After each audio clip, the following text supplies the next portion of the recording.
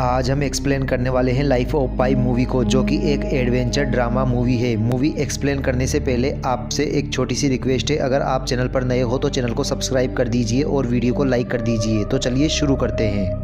Movie के start में हमें पाई नाम के एक आदमी को दिखाया जाता है। एक दिन पाई के पास एक राइटर आता है। इस राइटर को पाई के मामा जी ने ही भेजा था, क्योंकि पाई के पास सुनने के लिए एक ऐसी ज़बरदस्त कहानी है जो राइटर के काम आ सकती है, और यह कहानी पाई की अपनी खुद की लाइफ की है। अब राइटर पूछता है कि आखिर आपका नाम पाई क्यों है? तो पाई कहता है कि मेरे मामा जी को स्विमिंग का शौक था, और जब मैं पैदा हुआ तो मेरा नाम पाई मेरे मामा जी ने ही रखा था। मुझे पाई पटेल नाम मिला था, और इस नाम से स्कूल में मुझे काफ़ी चिढ़ाया जाता था। फिर एक दिन पाई ने टीचर के कहने पर बहुत ही हार्ड पाई के क्वेश्चन को सोल्व किया था, तो टीचर ने मुझे शाबाशी दी, और तभी से मैंने अपना नाम सिर्फ पाई रख लिया। अब राइटर को पाई अपनी माँ के बारे में बताता है कि वह बहुत ही धार्मिक थी, इसलिए मैं भगवान पर इतना भरोसा करता हूँ। फिर आगे यह कहता है कि मेरे पिताजी का एक जू था, जहाँ पर उन्होंने अलग अलग तरीके के जानवर रख रखे थे। मैं करीब से उन्हें देखता रहा हूँ बचपन से। मुझे लगता है जानवर भी इंसान के दोस्त बन सकते हैं, पर हर जानवर इंसान का दोस्त नहीं बन सकता। एक दिन बचपन में मैंने टाइगर को खाना खिलाने की कोशिश करी थी। मुझे लगा कि यह मुझे नुकसान नहीं पहुँचाएगा, पर तभी मेरे पिता ने मुझे देख लिया और खूब डांटा कि यह तुम क्या बेवकूफ़ी करने जा रहे थे, यह तुम्हें खा जाता। तभी मेरे पिता ने मुझे प्रैक्टिकल समझाने के लिए एक बकरी को उस टाइगर के सामने बांध दिया। मेरे पिता मुझे यह दिखाना चाहते थे कि जंगली जानवर कभी भी इंसान के दोस्त नहीं बन सकते, और तभी वह टाइगर उस बकरी को बड़ी बेरहमी से खा गया। तभी मैं समझ गया कि जंगली जानवर इंसानों के दोस्त नहीं बन सकते। अब पाई थोड़ा बड़ा हो जाता है, जहाँ पर उसे एक लड़की भी पसंद आती है और इसकी दोस्त बन जाती है। फिर एक दिन पाई अपनी दोस्त को अपना जू दिखाने लाता है। अब यहाँ के सभी जानवर तो इनके थे, पर यहाँ की ज़मीन इनकी नहीं थी, इसलिए इनको यह ज़मीन खाली करनी पड़ती है। अब पाई के पिता कहते हैं कि हम बहुत जल्दी दूसरी जगह शिफ्ट हो जाएंगे और इन जानवरों को बेच देंगे। अब यह यहाँ से शिप में निकल पड़ते हैं। अब रात को पाई के पिता इन जानवरों को बेहोशी का इंजेक्शन दे रहे थे। ऐसा इसलिए कि यह जानवर समुद्र के सफ़र को बर्दाश्त नहीं कर पाते और उल्टियाँ करने लगते हैं। फिर आगे पाई उस राइटर को बताता है कि उस वक्त हम समुद्र के सबसे खतरनाक रास्ते पर थे। सभी लोग सो रहे थे, पर काफ़ी शोर की वजह से मेरी आँख खुल गई, और जब मैंने बाहर देखा तो बाहर काफ़ी तेज़ तूफान था। अब धीरे धीरे पानी जहाज़ के अंदर आने लगा था, और मैं तुरंत वहां गया जहां मेरी फैमिली सो रही थी, पर वहां पर पानी ही पानी था। मैं वापस ऊपर आया जहां पर और भी लोग थे।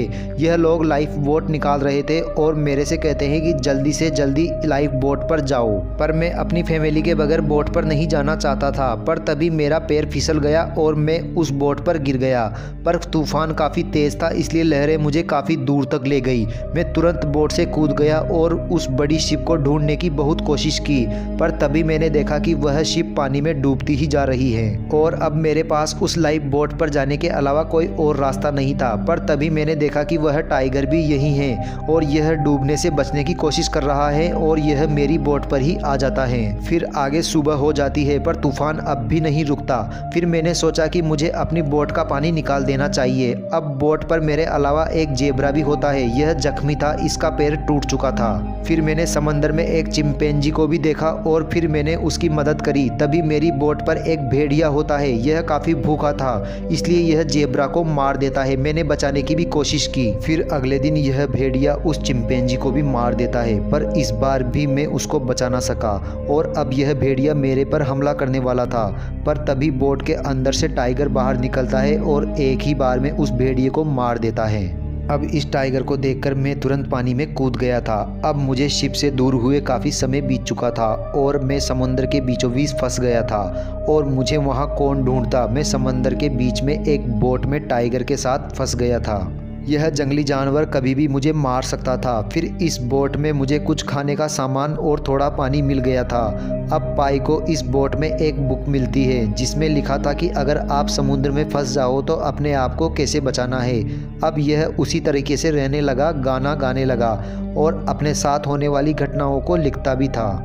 फिर एक रात को पाई अपनी पुरानी यादों को याद करता है, और तारों के बीच अपने पेरेंट्स को भी देखने लगता है और रोने लगता है। पाई अपना संदेश लिखकर बोतल में डालकर पानी में फेंक देता था, ताकि किसी को यह मिले तो पता चले कि कोई समुद्र के बीचों बीच फंसा हुआ है। अब पाई टाइगर के बारे में सोचता है कि अगर मैंने इसकी भूख शांत नहीं की तो यह अपनी भूख मिटाने के लिए मुझे खा लेगा, इसलिए मैंने मछलियाँ पकड़ना शुरू कर दिया।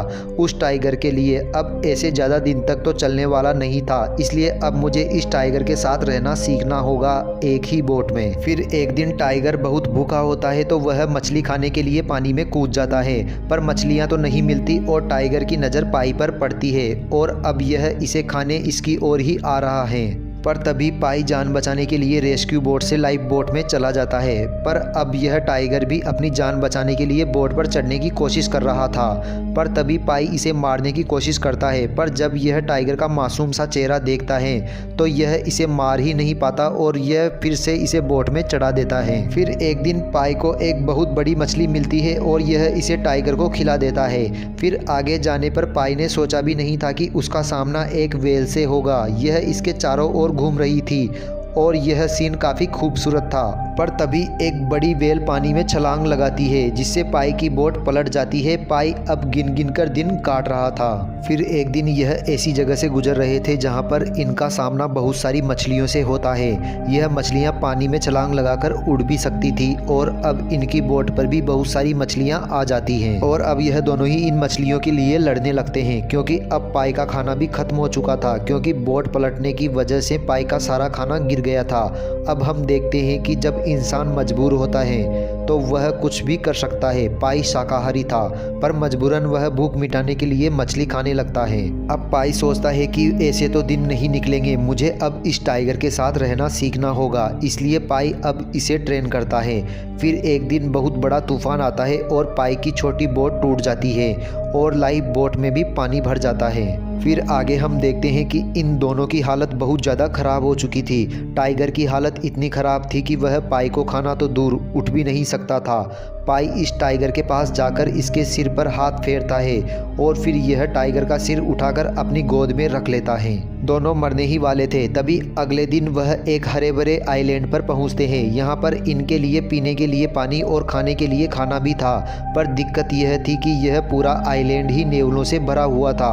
अब यह टाइगर भूख मिटाने के लिए नेवलों को खाने लगता है और अब पाई के लिए भी यहाँ पर खाने के लिए बहुत कुछ था। फिर जैसे ही रात होती है तो पाई देखता है कि यहाँ कुछ ना कुछ गड़बड़ है, क्योंकि यह सारे नेवले भी भागकर पेड़ पर चढ़ रहे थे और टाइगर भी भागकर बोट पर चला जाता है। अब पाई देखता है कि यहाँ का पानी एसिड में बदल चुका है, जिससे सारी मछलियाँ मर गई थी। तभी पाई पेड़ से एक फल तोड़ता है और उसे खोलकर देखता है कि इसके अंदर तो एक इंसानी दांत है। अब पाई इस राइटर को बताता है कि वह कोई नॉर्मल आइलैंड नहीं था, वह तो ऐसा आइलैंड था जो इंसानों और जानवरों का शिकार करके उनको खाता था। यह दिन में बहुत सुंदर और रात में बहुत खतरनाक हो जाता था।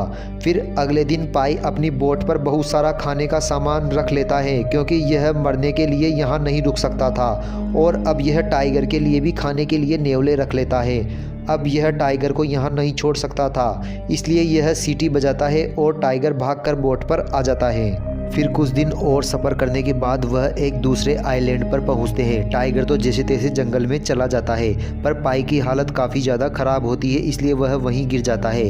अब पाई कहता है कि मैं यहाँ पर बच्चों की तरह रोया था, मैं ही अकेला ऐसा इंसान था जो उस आइलैंड से बचकर वापस आया था। मेरे पास इंश्योरेंस कंपनी से कुछ लोग आए थे, मैंने उन्हें सारी बात बताई जो मेरे साथ हुआ। मेरे ऊपर कहानी भी लिखी गई थी कि एक लड़का 227 दिन तक समुद्र के बीचों बीच रहा, समुद्र के सबसे खतरनाक हिस्से में अकेला नहीं बल्कि एक टाइगर के साथ। अब यह सुनकर यह राइटर बहुत हैरान हो जाता है। तभी यहाँ पर पाई की फैमिली भी आ जाती है, उसकी वाइफ और बच्चे। अब पाई की यहाँ पर नई फैमिली है। राइटर कहता है कि क्या मैं आपकी कहानी लिख सकता हूँ? तो पाई कहता है कि आपको मेरे मामा जी ने भेजा है, तो आप बेशक लिख सकते हो। और इसी के साथ यह मूवी यहीं ख़त्म हो जाती है। दोस्तों, आपको मूवी कैसी लगी? अगर वीडियो पसंद आई हो तो वीडियो को लाइक कर दीजिए और चैनल को सब्सक्राइब कर दीजिए। मिलते हैं अगली मूवी के साथ, तब तक आप अंदर चैनल पर जाके और मूवी देखिए।